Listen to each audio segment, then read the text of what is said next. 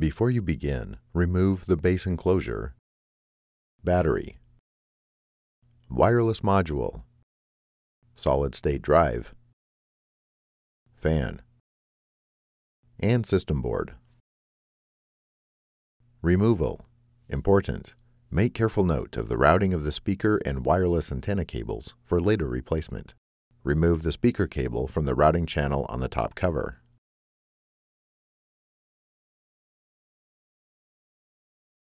Remove the wireless antenna cables from the routing channel on the left speaker.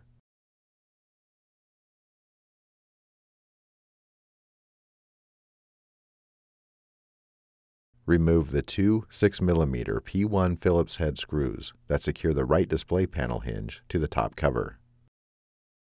Open the right display panel hinge.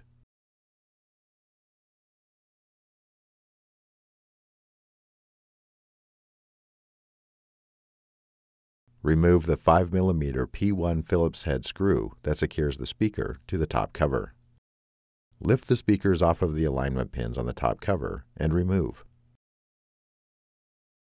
Reverse this procedure to install the speakers.